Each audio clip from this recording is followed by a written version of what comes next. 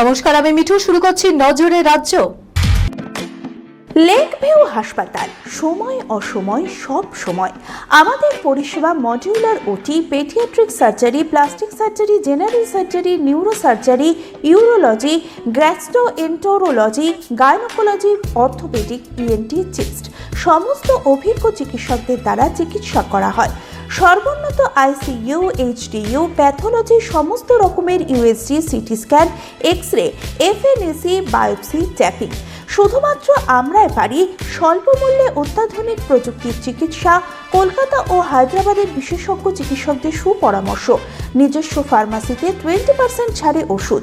প্রতি রবিবার প্রসূতি মায়েদের বিনামূল্যে ইউএসজি পরিষেবা।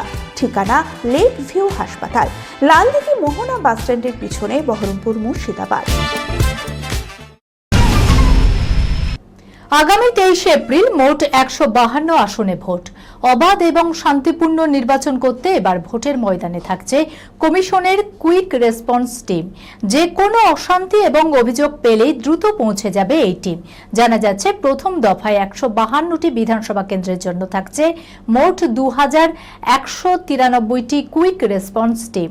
সবথেকে বেশি থাকবে মুর্শিদাবাদ জেলায়, এরপরেই রয়েছে পূর্ব মেদিনীপুর। কাউন্টডাউন শুরু, আর মাত্র দুদিনের অপেক্ষা, তারপরই প্রথম দফার বিধানসভা নির্বাচন। তার আগে প্রচারে ব্যস্ত রাজনীতিবিদরা। প্রতিনিয়ত এক প্রান্ত থেকে অন্য প্রান্তে ছুটে বেড়াচ্ছেন তারা, কখনো আকাশপথে তো কখনো আবার পায়ে হেঁটে বা গাড়িতে প্রচার সারছেন। তার মাঝেই কখনো মুখোমুখি হয়ে যাচ্ছেন ভিন্ন দলের দুই রাজনীতিরা। তেমনই এক ঘটনার সাক্ষী রইল তৃণমূল সাংসদ দেব এবং বিজেপি সাংসদ মনোজ তেওয়ারি।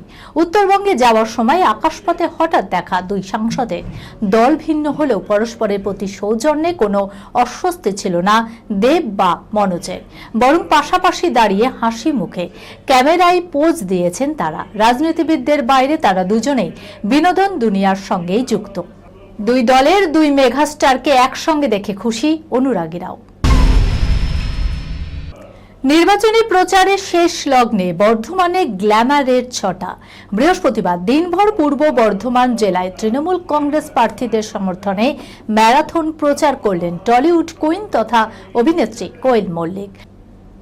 বর্ধমান উত্তর ও দক্ষিণ দুই কেন্দ্রের দলীয় প্রার্থীদের হয়ে রোড শো এবং জনসভাকে কেন্দ্র করে সাধারণ মানুষের উন্মাদনা ছিল তুঙ্গে।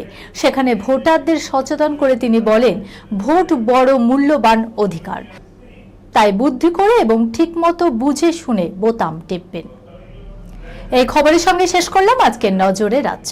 আপনারা দেখছেন টিভি 24 বাংলা, সংবাদ বিনোদন সারাদিন সারাক্ষণ।